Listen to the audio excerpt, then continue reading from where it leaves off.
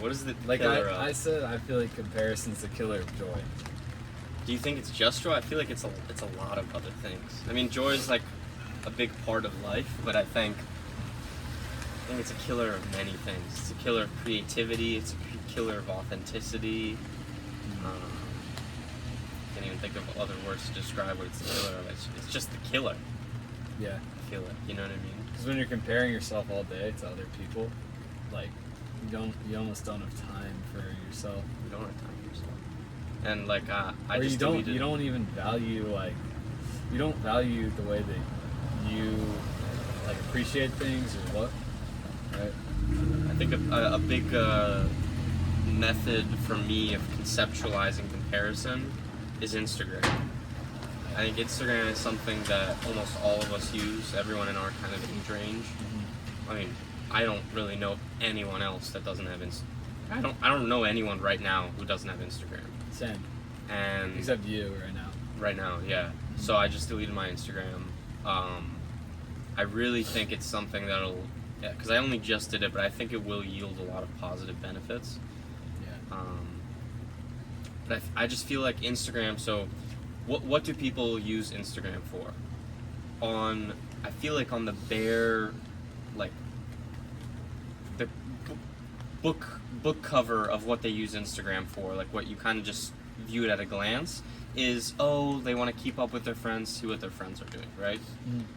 Then I like to think, okay, if that's what it is, then let's think about what kind of amount of time you're spending on Instagram and what you're doing with that time on Instagram. Right. Who on Instagram is only following people that they know? No one. Your Instagram feed. How much of that Instagram feed is people that you know? It's usually just like the first couple, I feel like, that you look at, and then once you start scrolling, it sends you down rabbit holes of just like looking at, because it always shows you suggested or something like that, and I feel like it always shows you things you want to see, whether that's some kind of comedy, some beautiful scenery, someone doing something awesome, or even your friends doing something awesome. I started feeling like that's a pretty negative thing, because it takes away, like we were talking about, a big thing for us right now is authenticity, and I feel like a big thing is that it's taking away that, because your life becomes, most people, I think, in their screen time, a big portion of it is Instagram. I think like, what do you think is like the average screen time for like people our age? Yeah. I think it's really like high right now. I think it's about 8 hours. Yeah, which is it's crazy. Which is why. And going to what you're talking about, though, we're talking about comparison. You got to think about it. When you're on Instagram all day, what are you doing? Like, and you're saying like 8 hours a day. A lot of that's probably spent on Instagram. And what are you doing on Instagram? You're just comparing yourself, because the feed is what you like. So it's all the stuff you like. And it's usually stuff you're not doing. But think about, let's say you're your authentic self, and you've developed yourself into a person that you like. But then you go on Instagram and like slightly you're going to see someone who maybe has like a bigger bicep than you, or like, you know what I'm talking about, or has a better car than you. And then you're just comparing yourself. And it does something to you, even when you think that it doesn't. Yeah, and I think almost everyone, from the fittest of us to the like least in shape, or Right.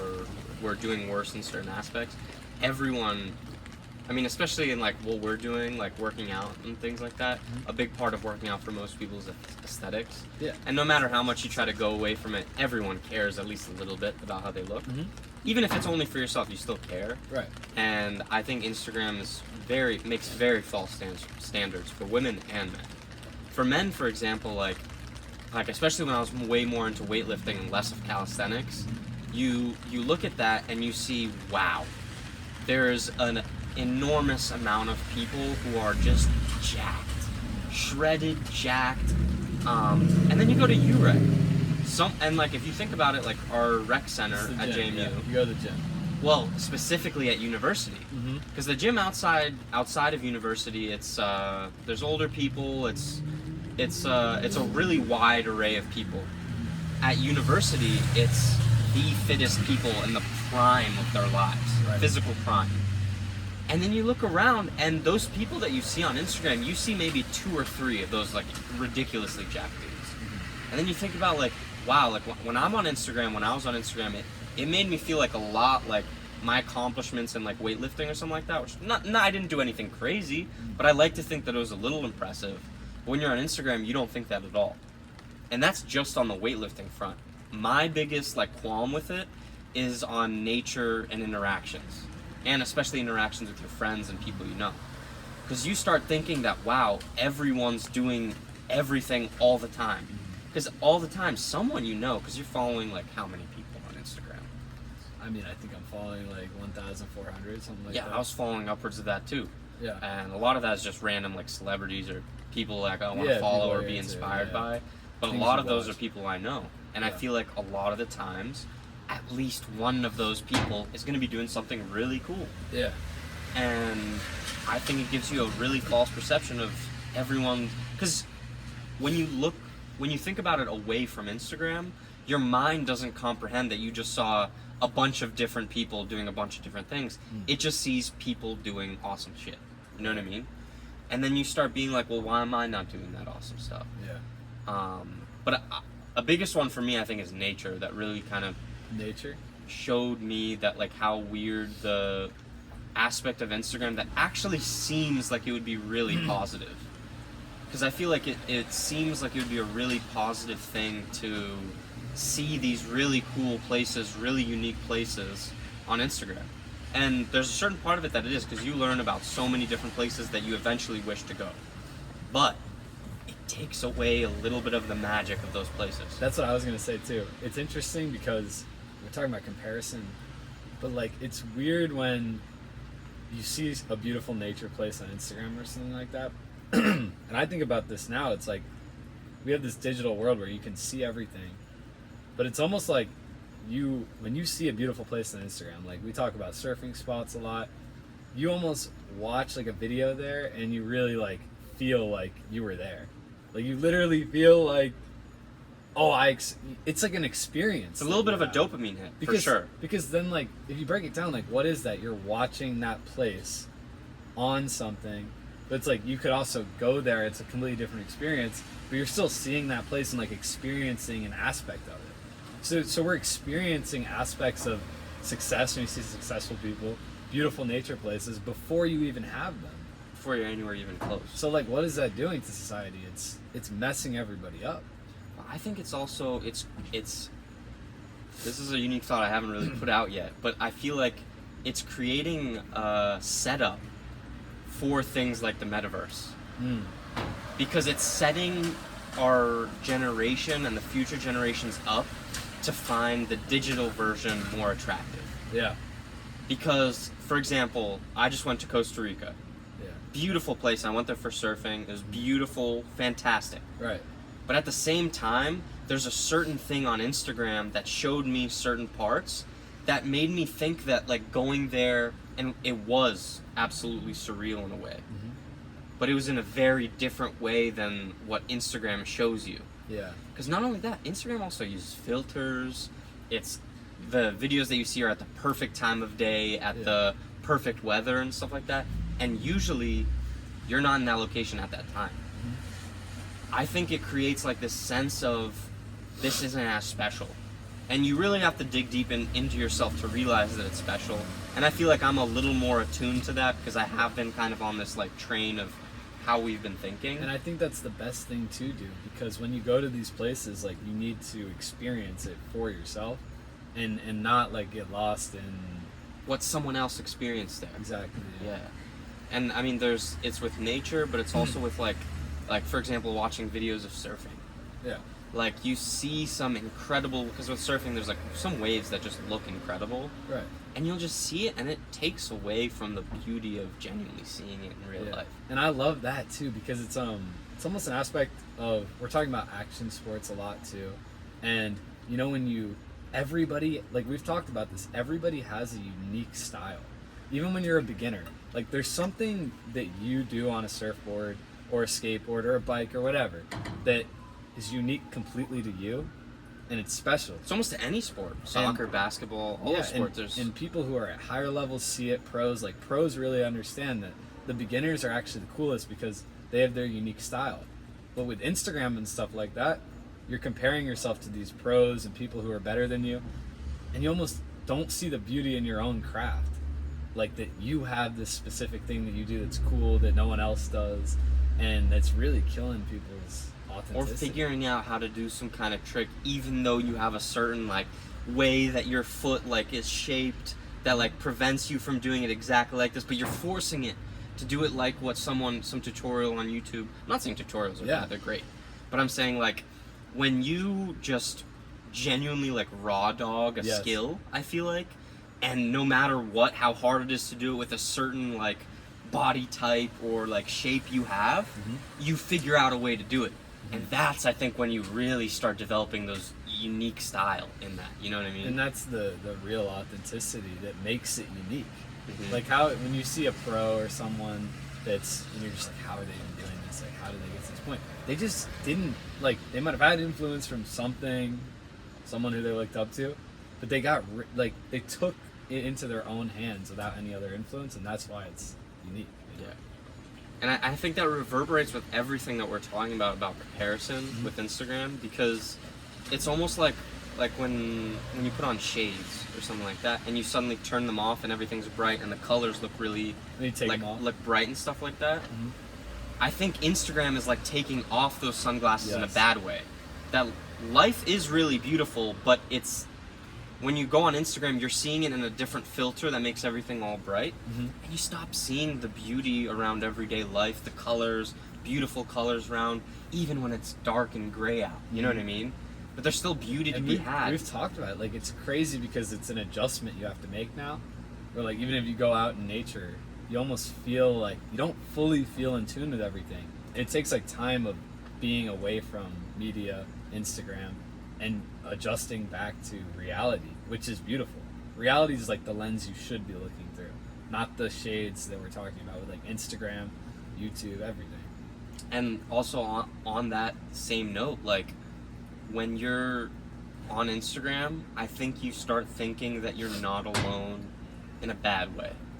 Because it's It's a bad loneliness. yeah. Well, it's a bad not loneliness, because there's a certain part of you that I think feels connected to all these different people out there, and you feel like you're friends. You feel like you're friends with these surfers that you're following, with these like random, even people from home that you don't really talk to. You feel like you're friends because you're seeing what they're doing. Back in the You're, day, like, you don't. connected with The them. people that you know are doing certain things, like we know of people doing things on Instagram, like Kelly Slater or some random other influencer. The only people you know of doing that are people that are close to you. Right. And so I think you go on Instagram and you feel a sort of togetherness in a bad way, because it's the points when you go on Instagram is points where you're usually alone.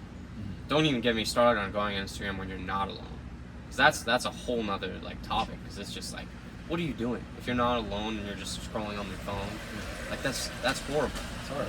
But another thing that's not just comparison that I think is really, really bad about Instagram is like for me, my scenario was that, so the toxic use of Instagram, and it's also Snapchat and other forms, which I also deleted Snapchat.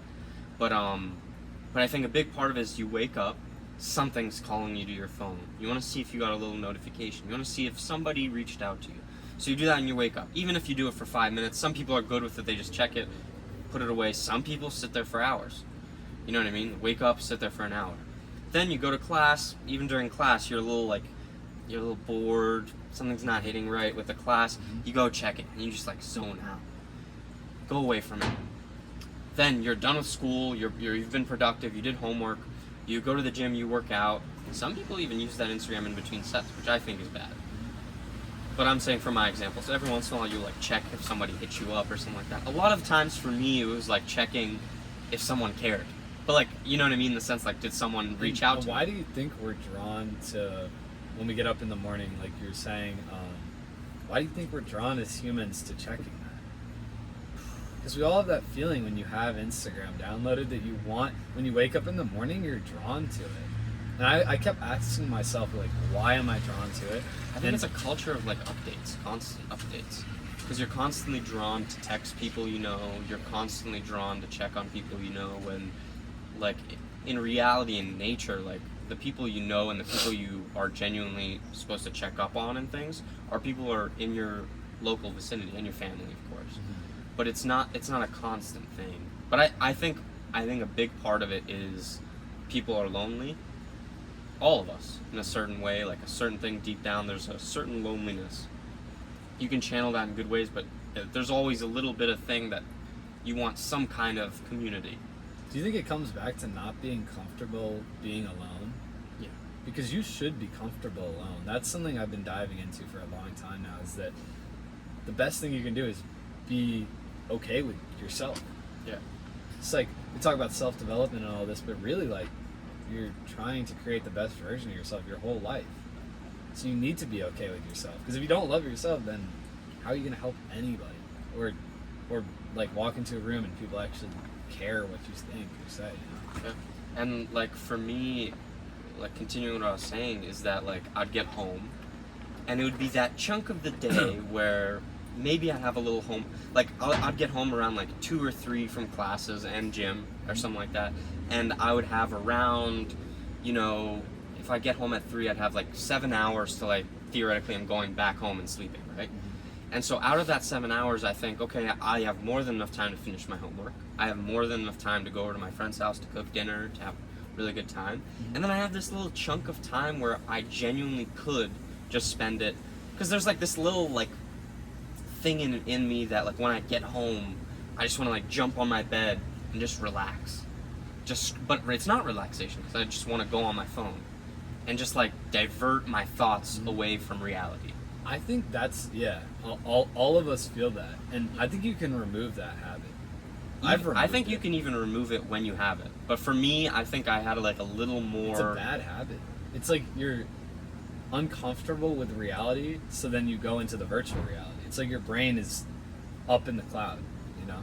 And that discomfort, it draws you away from what you could be doing with that time. And that was probably the biggest motivation for me, and we've talked about this before, for me to delete Instagram, is that time that recently, even when I had Instagram, it wouldn't be hours that I'd be on my phone. It would be, I'd get into bed for 15 minutes and I'd be like, hold up, what am I doing? Because it would also be like, I'd scroll for 1 second on Instagram and be like, this isn't really interesting me. Then I scroll to the next app, I check Snapchat, see if anyone hit me up. Right. And then I check Twitter, see some, like, soccer news, something like that. And I'm like, wait, like, this isn't even really enjoyable for me, and I'm just wasting time going from app to app. And sometimes there'd be times where you'd go from Instagram and you'd be like, that's boring. Go to Snapchat, be like, that's boring, no one hit me up, and then go back to Instagram. And what I realized is, like, especially those really toxic times where there were times where I would sit in bed for, like, an hour or 2. And I realized that I was like, oh my god, like, what am I doing with that time? And there's so many things I want to accomplish in life, so many even enjoyable things that I want to learn how to do. Yeah. I want to learn languages. There's multiple. I want to learn Spanish, Portuguese right now. I want to keep up with my Russian language as well. I want to learn how to play a guitar. I got a free guitar. I haven't played it once. So many different things. I want to find out a path for us to be financially successful. I can't do that if all my time, yes, I'm doing a lot of very productive things throughout the day, but then there's 3-4 hours in the day where probably I could divert away from Instagram and all these things that I could be doing, furthering my life every single day in all these ways that aren't just like some kind of, I have to sit down and grind on this thing, but are ways where, like, things that I genuinely enjoy and want to do, and I'm not doing them. Yeah, you're just not. Because when I was in Costa Rica, boy, did I wish I learned Spanish. Yeah. And still, like, I came back from Costa Rica being like, I gotta do this. Yeah. And then there's some illusion that came into my mind that said I don't have enough time for that. Because I would wake up, work out, go to class, work out, eat, cook, hang out with you guys. But then there's a big portion of my day that was spent on my phone. I could have been spent doing all this beautiful things that I enjoy and I know will benefit me. Yeah. I think there's a lot to do all the time. And even that time, even if you don't have a language you want to learn, you don't have a skill you want to learn, that time could be spent sitting and just thinking. Yeah, thinking or talking, like ideas like this, like flow meditations, we're bouncing off our brains. And the thing is like, if you're not consuming, you really, like, when you're consuming, you're not producing, right? You're not. So it's like, you can be on the other side of this. Instead of consuming all day, like just scrolling endlessly, like so many of us young people do, because we want to fill a void. We always want to fill a void. Alcohol, drugs, sex. We always want to fill a void. But if you get on the other side of it, where you're not consuming anymore and you're producing, that's where like results start to come, you know? And it's so true. Like right now we're filming, right now we're producing, we're not consuming. Producing, offering Thinking, our thoughts, offering ourselves. Yeah. You know what I mean? Just like you were saying, we're always saying like the offering thing with Yeah. relationships or whatever. Like that reverberates in this too. You can't offer if you're receiving. You know what I mean? Yeah. You can't. Yeah. And I think producing beauty and authenticity, because authenticity is production of something, because it's you putting out your own self, and that comes in many mediums: Yeah. art, music, sport, philosophy, and thought. Philosophy, yeah. And I think a lot of people aren't producing any of their authentic selves. You know? Yeah, not even in like a bad way, but I think you almost have to get disgusted with all these things nowadays. You have to get disgusted with the technology. You have to get disgusted with just the normal life that everyone's living. Like The food. the wasting time, the amount of time that us young people, I mean, we're in university right now. The amount of time that kids our age waste disgusts me so much that I just fill my day with stuff now. I fill my day with, like, if I can't sit, I have to be working out or producing. You know, there's no consuming, because all the kids our age are literally consuming, or they're just drunk at a party, or, you know, they're doing whatever. There's so much time wasted. Like, I think there's a good form of consumption too. I think so too. Like there's knowledge to be had from books, from learning, but a lot of the consumption that people our age have isn't that. The only reason I say it kind of like that in like a angry way is because I think the way to actually change this is to get disgusted with it. Like, you have to get upset at yourself for being on the bed at night scrolling for hours. Like, that's disgusting. You're At like, yourself for going to the supermarket, picking Yeah. out the gross, like if you genuinely think about it, the grossest little thing, and just getting this gross dopamine hit. yeah, Or just sitting on your couch, getting watching TV and just getting this weird dopamine hit from doing nothing. And I do think the way to change, especially permanently, is to be disgusted with yeah, that. be disgusted with it, and like remembering that there's people that like love you, and think about, like, I think about ancestry and stuff like that, like that people are watching you. You should be the best version of yourself because your ancestors are trying to see what you're doing and how great you are. Yeah. And we're all great. And they're watching you, you know? It's really like that. So Always you've got to, like, that's what we're talking about. When you're by yourself, just holding yourself to these standards, like, you know, like even good posture when you're by yourself, just holding yourself to the standard because you know people are watching you, like your family, your ancestors. And I also really Be the like best. quotes like the ones that are like, your future is also watching. Your Because future, every yeah. second Your that you're future in the kids. present, the future's right ahead of you. Mhm. And it's watching exactly what you're doing, and it's learning from what you're doing in the present. Mhm. Because the present was the future just a little bit ago. Exactly. You know, and it's always adapting and changing to what you're doing in the present. Uh-huh. So it's always watching. Your past is watching. You don't want to disappoint the past, but you also be what you want to be in the future, because the future is always watching and learning and becoming. The future is always exactly what you're doing in the present, Right. or what you're building towards in the present. Yeah. Yeah, because the present moment, that's when you're building towards the future. Everything. Yeah. Yeah. But I do think, like, especially for me, I think when I really started to make changes that I now feel like are becoming permanent. Mhm. For example, like the food thing, I think there's a certain point, because I've been trying, like, dieting, I mean, in the modern sense of dieting, and right now I think it more is eating how we're supposed to be eating, Right. and dieting is all the other bullshit that people put in themselves. Yeah. But I think there was a point where that dieting was like, It's all good. Yeah, you're good. that dieting was more of a, like, okay, yeah, I do it every once in a while, but I'm also not as disgusted with the other thing. And so there's a part of me that was like, okay, like it's fine to do it, and it would hinder my progress. Mhm. But then once I really started being like, wait a minute, like, this stuff is like disgusting. You read a label and you're like, I don't even know what that is. Like, it's disgusting. The color, like the random colors they put in stuff, the random chemicals, like, it's gross. And same thing with the habits. There's certain habits that I would do that I, for the most part, live a good way, but a lot of times it would break because I wasn't that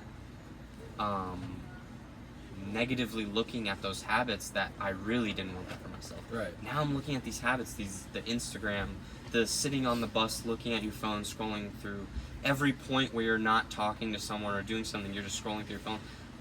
I find that gross, and it gives me goosebumps almost. What's up, Ray? What's up, Ray? How y'all doing? How we doing, What's up, boss? dude? Shit, ooh. How we doing, bro? What's going on? That candle smells so good, bro. Holy Yeah, shit. We're just doing one of our deep talks right now. Oh, hell yeah. Yeah. So what's up to the camera? Alright, I'm gonna let y'all get to it. Yeah. Sorry to interrupt. No, It's you're all good. man. But no, on that note, dude, like, I forgot exactly what I was gonna say, but 'cause you were talking about the habits, right? And being What is- genuinely disgusted by habits, What were you just talking about before that? by the food and the habits, Mhm. by how my own habits, genuinely started to change. I think permanently, because I genuinely started believing the alternative was, in my sense, disgusting. Right. Or not disgusting. That's a really harsh word, but just like wrong. Right. You know, and I think that's what really is starting to cause permanent change, where I do think, like, especially the diet's one of the biggest things that like I'm starting to view it where there's no, we've been talking about this, so there's no turnaround, where something like McDonald's or Taco Bell or things of that sort, it's just like what are you putting into yourself, you know? And I remember, yeah. like, what else do I want to eat except for real fruit, real vegetables, real foods that you could grow or hunt yourself, you know? What else is there? Because the alternative is, if you're eating these fast foods all the time, Synthetic bullshit. When you really start to exit it out of everything of your diet for a long enough period of time, your brain opens up and you actually can think in a different manner. I remember that was the biggest thing for me. I was like, I can't ever go back to eating this stuff, because I started to notice how sharp I was in the brain, communicating with people.